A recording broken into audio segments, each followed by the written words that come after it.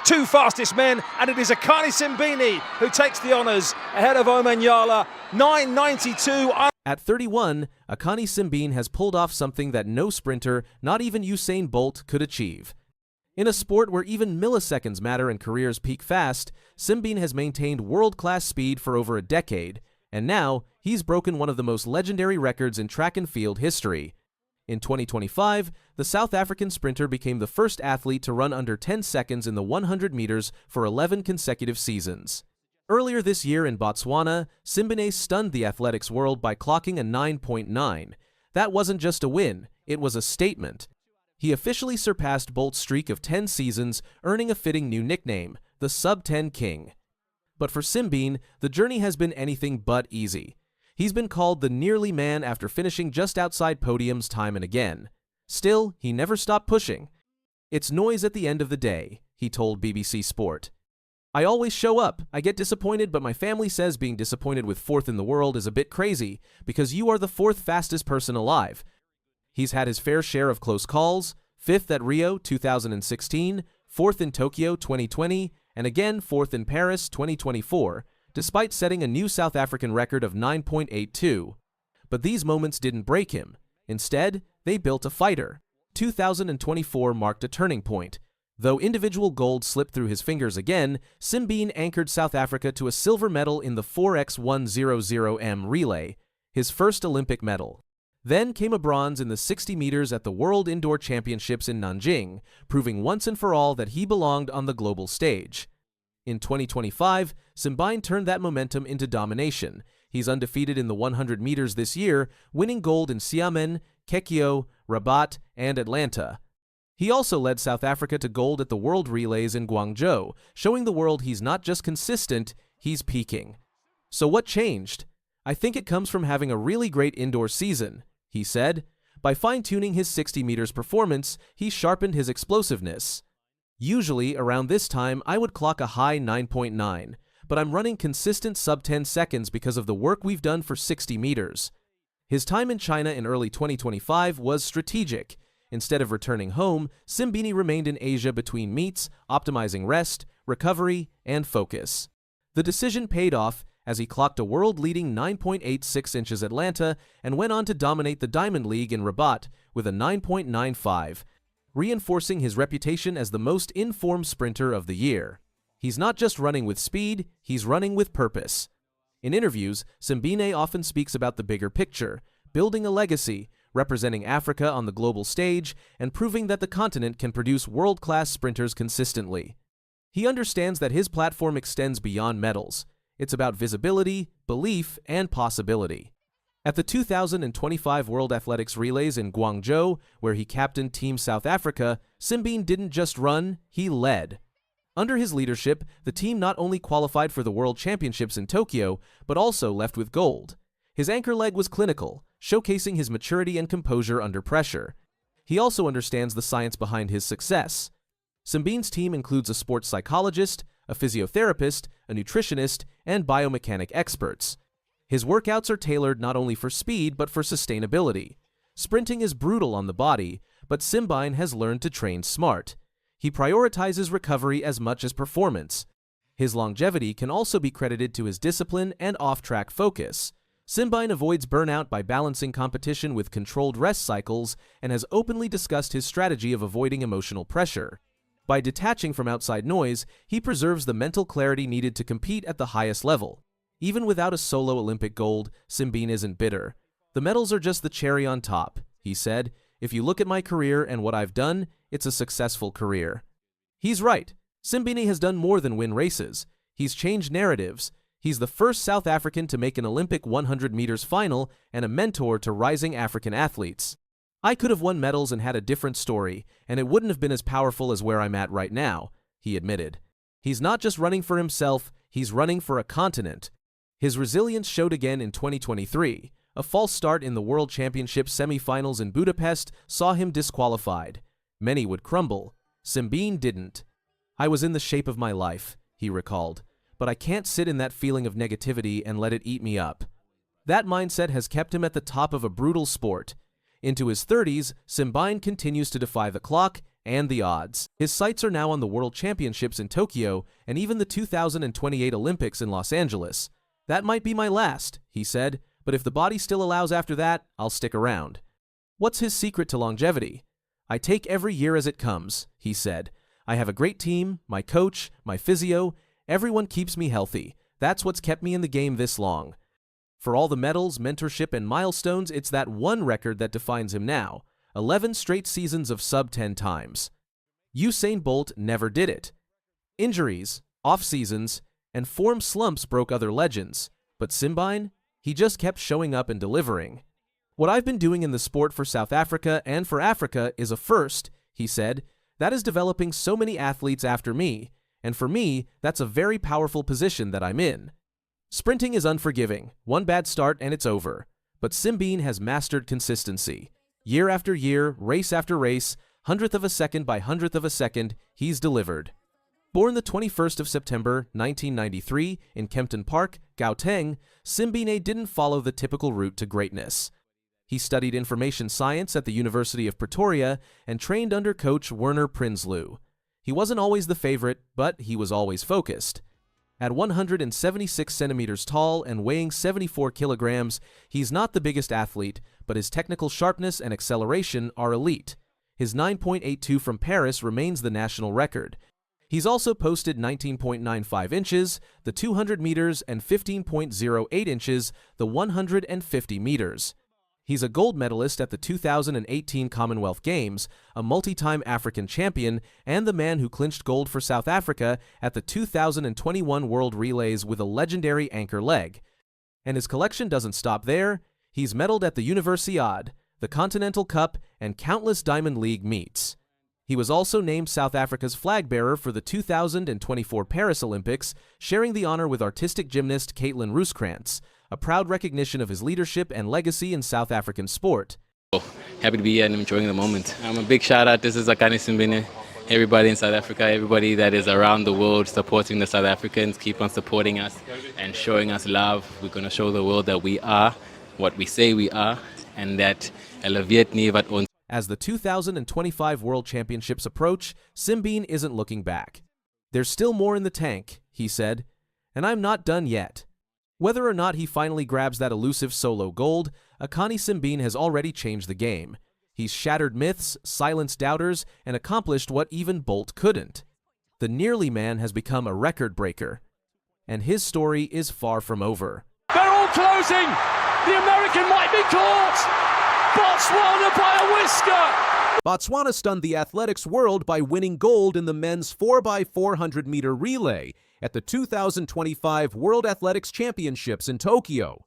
Battling rain, pressure, and the most dominant nations in track and field, Botswana's relay team not only captured gold, but became the first African team ever to win the event. It was more than a victory. It was a message to the world. The future of sprinting might just run through Africa. Botswana entered the championships without the fanfare of larger nations. Their team, made up of 12 athletes, 11 men, and 1 woman, was small in size but rich in ambition. The men's 4x400 meters relay team featured Lee Bekempilo Epi, Letsile Tobogo, Bayapo Ndori, and anchor Colin Kebanachipi. Each brought speed and grit, but it was their unity that gave them a fighting chance. The odds were against them. The United States, having won 9 of the last 10 titles in this event, were favorites. South Africa, too, had momentum after their win at the World Athletics Relays. But Botswana had one thing neither of those teams did: a shared hunger to make history. They had spent years training on the continent, often without the high-tech facilities enjoyed by wealthier nations. Their preparation had been forged in resilience, and they came to Tokyo determined to prove that elite performance doesn't depend solely on resources. It's about heart, planning, and execution. By race time, Tokyo's skies opened up. Rain poured onto the track, turning the final into a battle of nerves and skill. In Lane 5, Botswana stood in the center of giants, but instead of fear, they showed calm. Lee Epi led off with a steady start, holding position. Then came Letsile Tobogo, the national hero who had already made headlines with his Olympic 200-meter gold the previous year. He blazed the second leg, clocking an extraordinary 44.05 to pull Botswana level with the U.S. Bayapo Ndori, who had secured bronze in the 400 meters days earlier, maintained the pressure, and with one leg to go, Colin Kebonat-Shippey took the baton with history within reach. Kebonat-Shippey, the 21-year-old wonder who had just claimed the individual 400-meter title, was no stranger to big moments. His season-best 43.53 had already broken national records. But this was different. This was for his team and his country. Rai Benjamin, the U.S. anchor and reigning 400-meter hurdles world champion, had a slight lead.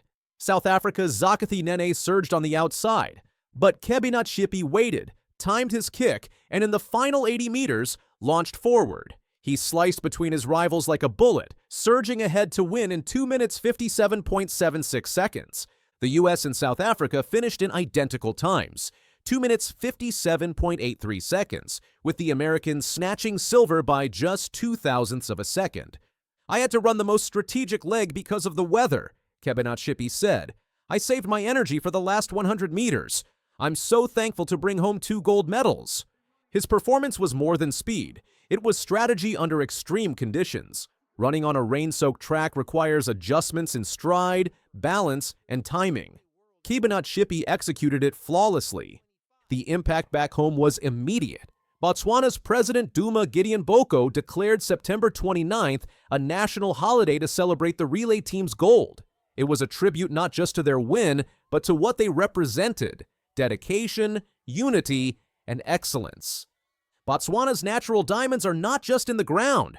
They are our world champion athletes, the president proudly stated. Botswana's celebration wasn't just symbolic, it was earned. They ran a perfect tactical race, showed composure in chaos, and executed better than any other team on the track.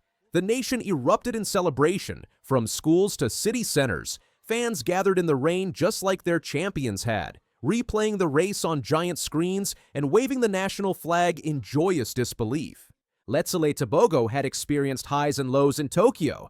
Despite running a blistering 19.65 in the 200 meters, he missed a medal. He was also disqualified in the 100 meters for a false start. But in the relay, he made up for everything. His second leg was a game-changer. Overtaking Jackery Patterson with a powerful sprint, Tebogo placed Botswana in perfect position. His speed and mental strength gave the team momentum they never lost. It was a story of redemption, and it was Tebogo, usually the quiet force, who led the celebration, dancing with his teammates through the puddles. The U.S. squad was gracious in defeat. Rai Benjamin praised his teammates and admitted, "We were not supposed to be here, so taking a silver is pretty good." South Africa's veteran Wade van Niekerk, who ran a strong third leg, said, "These are really confident guys in our relay. I have a lot of excitement about their careers and what is about to come." Both teams had raced their hearts out. Both had expected to fight each other for gold. But Botswana changed that storyline. Botswana's relay gold was the result of years of planning, patience, and development. Their athletes have emerged through junior levels, African championships, and international meets with one thing in common: progress. Kebonat-Shippey had won the U20 title in 2021 and steadily improved. Ndori had medaled in Paris. Tebogo lit up the Olympics with gold. Even Epi, often under the radar, had delivered when it mattered most. Together, they weren't just a team. They were a movement, and now they've set the standard for what's possible. Historically, Africa has ruled long-distance events, but sprint relays have remained elusive until now. Botswana's win is monumental. It signals that African nations can and will compete at the highest level in sprints. It encourages other nations to invest more in sprint talent. It sparks dreams in villages and towns across the continent.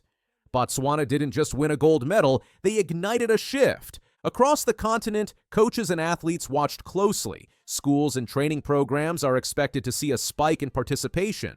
Young runners now have proof that the path to gold doesn't only go through Europe or America, it begins right at home.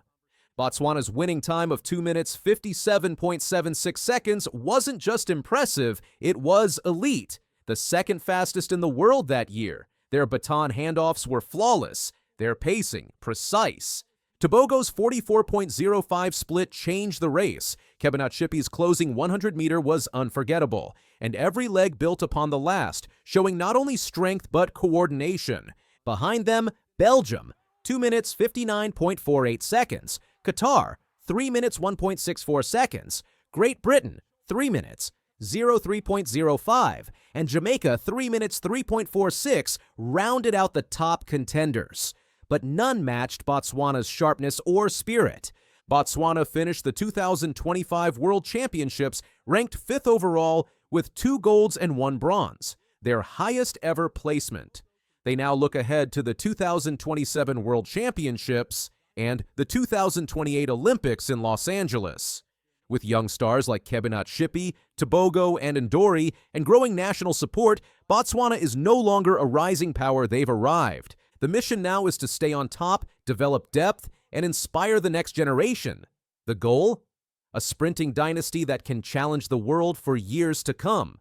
From underdogs to champions, Botswana's 4x400-meter relay team showed what's possible with belief, preparation, and heart. They ran through the rain, silenced the giants, and delivered a victory that will echo through history. This wasn't just a race, it was a revolution. And now the world knows. Botswana isn't chasing greatness anymore. They've caught it. Jefferson Wooden, she's absolutely flying in the night sky of Tokyo. Melissa Jefferson Wooden just did something that seemed impossible. Back in 2013, Shelly-Ann Fraser-Pryce won 3 sprint races at 1 World Championships, the 100 meters, 200 meters, and relay. Gardner's off brilliantly, the rest of all, but look at Shelly-Ann Fraser-Pryce now coming through the field. Still Gardner in 2nd place, and it's all over about. It's Shelly-Ann Fraser-Pryce. It was so hard that no woman even tried to do it again for 12 whole years. But Jefferson Wooden didn't just try, she actually did it, and she made it look amazing. At the Tokyo World Championships, the 24-year-old American didn't just win 3 gold medals, she absolutely destroyed the competition while doing something so rare that only one woman in history had ever pulled it off before. We're talking about sweeping the 100 meters, 200 meters, and 4x100 relay at a single World Championships. But look at this from Jefferson Wooden. She's absolutely flying in the night sky of Tokyo. Fraser-Pryce did it once in 2013, then never tried again. That should tell you everything about how difficult this really is. Let's start with that jaw-dropping 100-meter performance that had everyone in the National Stadium on their feet. Jefferson Wooden blazed across the finish line in 10.61 seconds, smashing the championship record and becoming the 4th fastest woman in human history. Think about that for a second. Only 3 women have ever run faster: Florence Griffith Joyner, Elaine Thompson, and yes, Shelly-Ann Fraser-Pryce herself. The race started close, with Olympic champion Julian Alfred getting out fast in the first 30 meters. But Jefferson Wooden had exploded from the blocks too, and once she hit her stride, it was game over for everyone else. Alfred, who many expected to challenge for gold, actually faltered midway through and later revealed she'd pulled her hamstring during the race.